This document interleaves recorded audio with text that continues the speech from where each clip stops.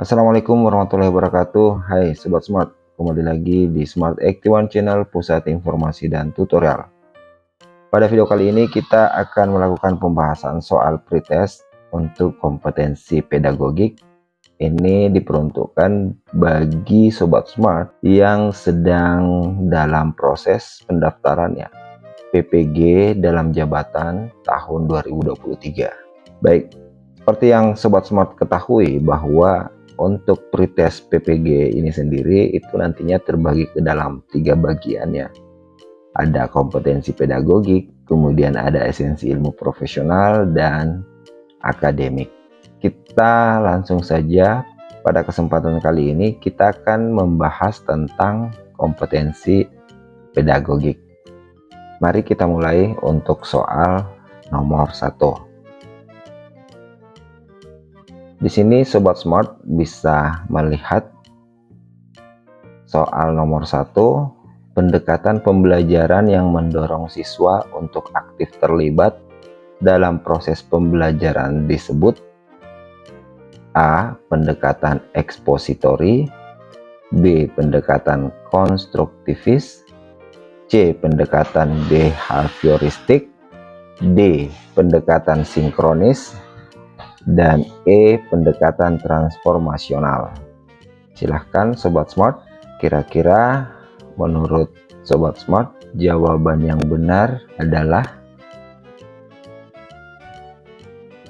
Betul sekali Sobat Smart. Jadi yang benar adalah pendekatan konstruktivis.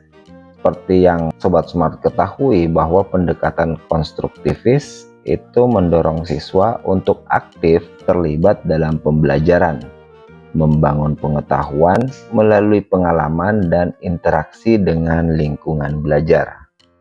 Sedangkan untuk ekspositori, ini pembelajaran yang menekankan pada proses penyampaian materi secara verbal dari seseorang kepada sekelompok siswa dengan maksud agar siswa dapat menguasai materi pelajaran secara optimal.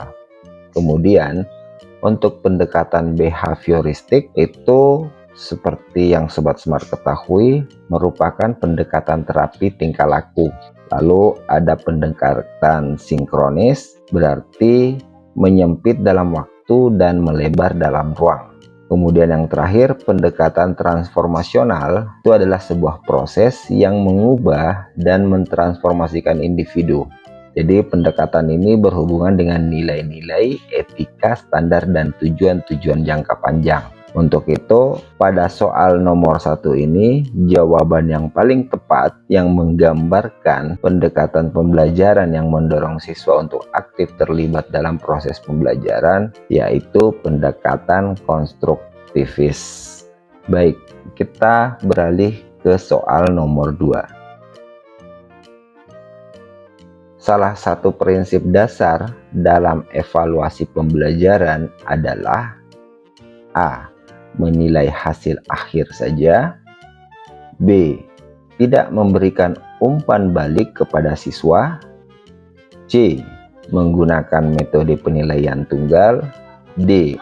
Menggunakan beragam bentuk penilaian, dan E. Mengabaikan aspek sikap siswa.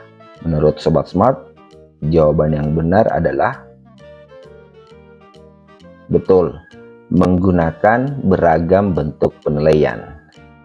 Di sini pembahasannya, jawaban yang benar adalah D, menggunakan beragam bentuk penilaian, karena evaluasi pembelajaran itu sebaiknya menggunakan beragam bentuk penilaian, termasuk tes tulis, tugas proyek, penilaian sikap, dan observasi kinerja untuk memperoleh gambaran yang komprehensif tentang kemampuan dan perkembangan siswa.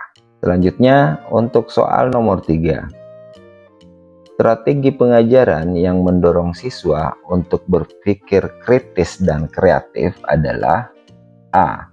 Pembelajaran kooperatif, B. Pembelajaran langsung, C. Pembelajaran berbasis masalah, D. Pembelajaran mandiri, E. Pembelajaran konvensional. Menurut Sobat Smart, jawaban yang benar adalah betul, Yang benar adalah C, pembelajaran berbasis masalah.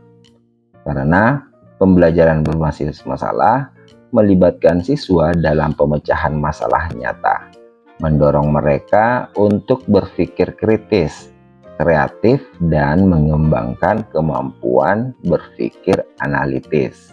Jadi untuk pembelajaran kooperatif seperti yang Sobat Smart ketahui, pembelajaran ini itu biasanya meminta atau mengajak siswa untuk bekerja sama ya dalam kelompok-kelompok kecil.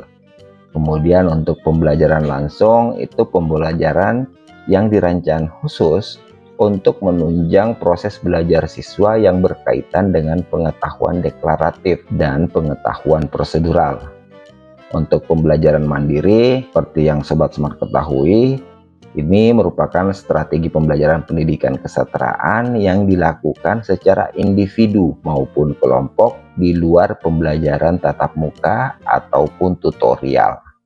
Lalu, untuk konvensional, ini adalah pembelajaran yang berpusat pada guru. Baik Sobat Smart, kita lanjut ke soal nomor 4. Salah satu faktor yang mempengaruhi motivasi belajar siswa adalah A. Tingkat kecerdasan siswa, B.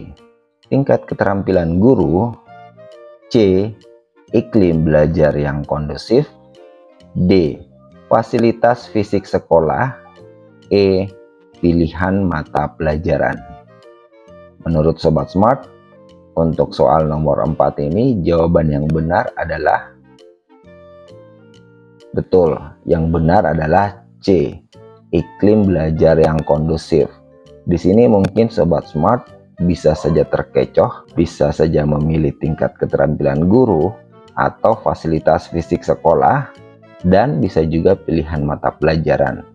Mengapa C yang paling benar? Karena iklim belajar yang kondusif termasuk suasana kelas yang positif, hubungan yang baik antara guru dan siswa, serta adanya dukungan dan dorongan dari teman sekelas dapat mempengaruhi motivasi belajar siswa. Selanjutnya ke soal nomor 5. Salah satu prinsip dalam merancang tujuan pembelajaran adalah A. Tujuan harus sulit dan tidak dapat dicapai oleh sebagian besar siswa. B. Tujuan harus ditetapkan oleh guru tanpa melibatkan siswa. C. Tujuan harus spesifik, terukur, dapat dicapai, relevan, dan berbatasan waktu atau biasa disebut SMART. D. Tujuan tidak perlu relevan dengan kurikulum. E. Tujuan harus berorientasi pada aspek kognitif saja. Saya yakin Sobat Smart tahu jawaban yang benar untuk soal nomor 5 ini. Betul, jawabannya adalah C. Tujuan harus spesifik, terukur, dapat dicapai, relevan, dan berbatasan waktu. Tujuan pembelajaran yang baik harus memenuhi kriteria SMART, yaitu spesifik, terukur, dapat dicapai, relevan, dan berbatasan waktu. Kita ke soal nomor 6. Model pembelajaran yang melibatkan siswa secara aktif dalam menyusun pengetahuan baru berdasarkan pengalaman dan pengetahuan sebelumnya disebut A. Model inquiry, B. Model kooperatif, C. Model demonstrasi, D. Model ekspositori, E. Model jigsaw. Jadi pada soal pretest ini, khususnya di kompetensi pedagogik, nantinya akan banyak soal tentang model pembelajaran. Saya yakin Sobat Smart paham tentang model-model pembelajaran ini. Kalaupun sudah sedikit lupa, bisa mempermantapnya kembali. Baik, kembali ke soal nomor 6. Untuk jawaban yang benar pada soal nomor 6 ini adalah betul, model inquiry. Jadi, model inquiry melibatkan siswa dalam proses penyelidikan dan penemuan pengetahuan baru melalui pengamatan, eksperimen, analisis data, dan refleksi. Sedangkan untuk kooperatif seperti yang kita bahas sebelumnya itu lebih menekankan kepada proses kerjasama peserta didik. Lalu untuk demonstrasi itu lebih kepada unjuk kerja. Nah, kemudian untuk ekspositori itu model pembelajaran yang menekankan kepada proses penyampaian materi secara verbal dari seorang guru kepada kelompok siswa. Kemudian jigsaw ini yang sangat populer juga, itu pembelajaran kooperatif di mana siswa, bukan guru ya, yang memiliki tanggung jawab lebih besar dalam melaksanakan pembelajaran. Selanjutnya kita beralih ke nomor 7. Proses pembelajaran yang melibatkan guru sebagai sumber utama informasi dan siswa sebagai penerima informasi disebut A. Pendekatan konstruktivis, B. Pendekatan ekspositori, C. Pendekatan kognitif, D. Pendekatan kolaboratif, E. Pendekatan reflektif. Menurut Sobat Smart, untuk soal nomor 7 ini jawaban yang benar adalah betul. Yang benar adalah B. Pendekatan ekspositori. Jadi pendekatan ekspositori melibatkan guru sebagai pemberi informasi utama, sedangkan siswa berperan sebagai penerima informasi yang harus menerima dan memahami materi yang diajarkan. Untuk konstruktivisme, itu pendekatan yang menunjukkan bahwa pembelajaran lebih efektif dan bermakna ketika siswa mampu berinteraksi dengan masalah atau konsep.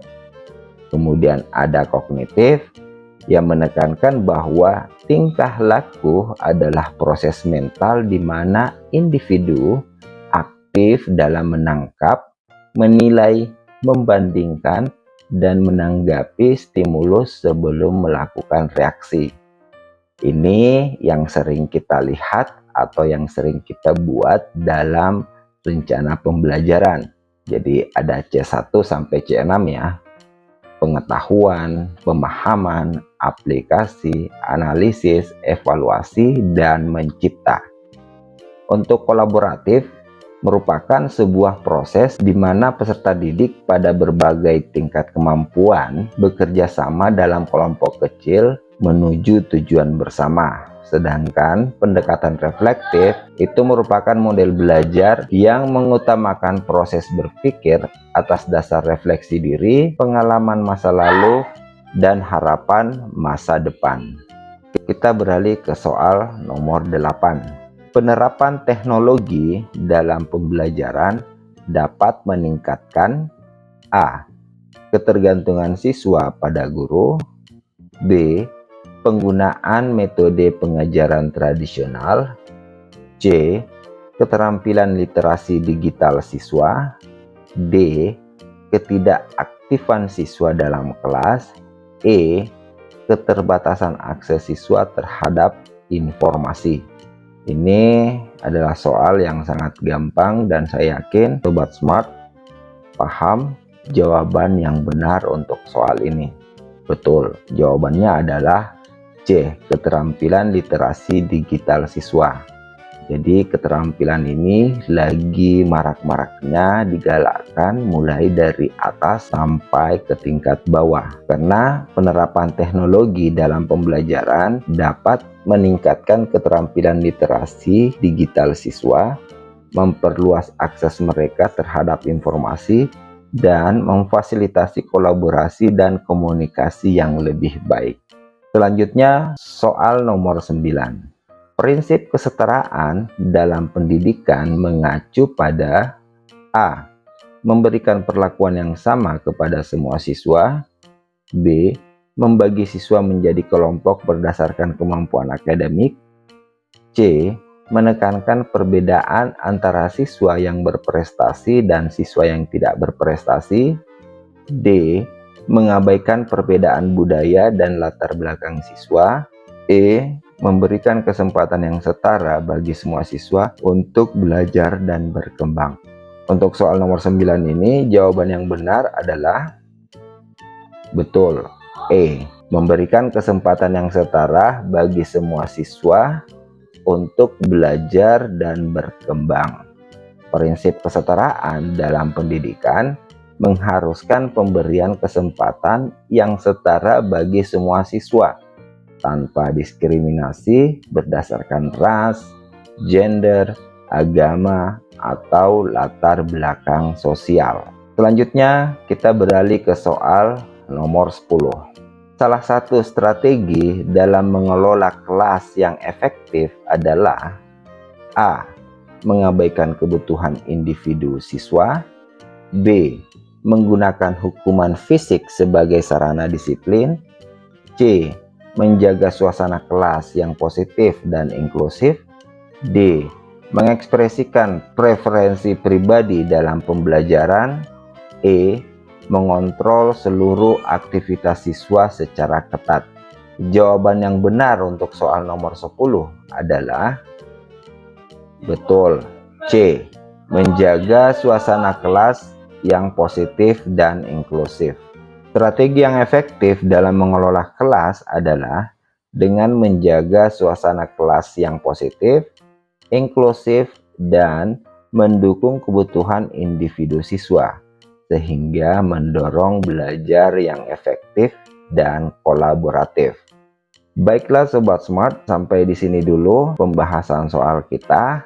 Untuk soal yang lain kita akan lanjutkan pada video berikutnya. Semoga apa yang kita pelajari pada video ini bermanfaat, khususnya bagi Sobat Smart yang akan menghadapi pretest nanti. Sekian, Assalamualaikum warahmatullahi wabarakatuh.